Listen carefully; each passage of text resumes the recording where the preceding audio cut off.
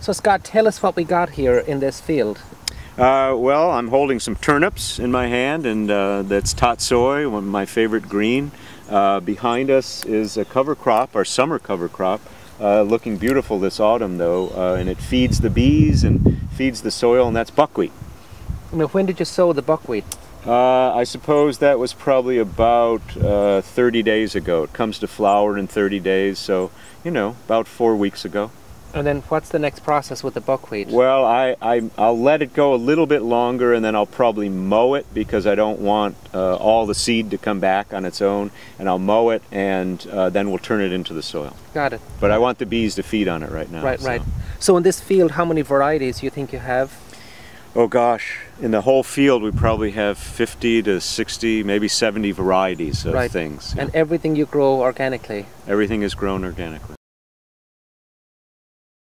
When people ask questions about things like turnips, I say the secret is olive oil, and not cooking very long. So in a little bit of olive oil, sautéed for maybe a couple minutes, and I like tatsoi on the top of it too, in the last minute.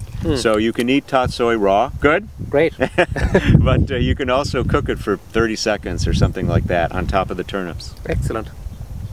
So Scott, I see we have several different varieties of eggplant here. How many types of eggplant do you typically grow here at the farm? Boy, I suppose about 10 different varieties. Wow. Yeah. And we've tried all the different colors, but it seems as though most people are still fond of the black. The black colors, Black Beauty or whatever it is. White people will accept, but green ones people don't seem to want to pick. It's not ripe, perhaps. Yeah. And there's that little orange one that's called Turkish. Okay. That seems to be popular. People mistake it for a tomato. And what is your favorite way to prepare the eggplant? Well, I think roasted. Roasted? Yeah, especially outside. Roasted is just, slow roasted is just the best flavor. Now, do you slice it first? Yeah, slice it probably in some long, fairly thin slices, dip it in olive oil and put it on the grill. Right, wow, sounds delicious. And mix some garlic in it. Right, of course. Thanks, Scott. So tell us about this tool. It looks like you made it yourselves here on the farm. Yeah, we made it ourselves. It's called a dibbler, and what does it do? It dibbles holes. So you can change these and put them in different places depending on the crop. Anyone can pull it. Two people pull it along, and it shows exactly where you're supposed to plant the plant for transplanting. Wow, so it makes a little hole, then you follow by with your tray of starts, and pop them in the hole. Pop them in the hole, and a 5-year-old can do it, and a 75-year-old can do it. Ingenious, ingenious.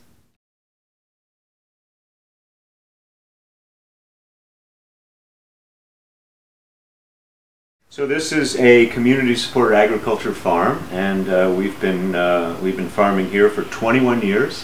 One woman, Deborah Light, donated this land to the land trust that I work for.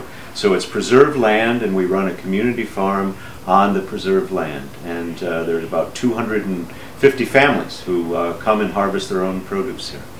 Wow, that's impressive. And also you have some apprentices here, and that's really good to get the young people started, isn't it? Yeah, that is really a major part of what we're doing. So over all these years we've had about a total of 100 apprentices who are off doing their own farming now, many of them, and that's really one of the main reasons we exist, is to educate new young farmers.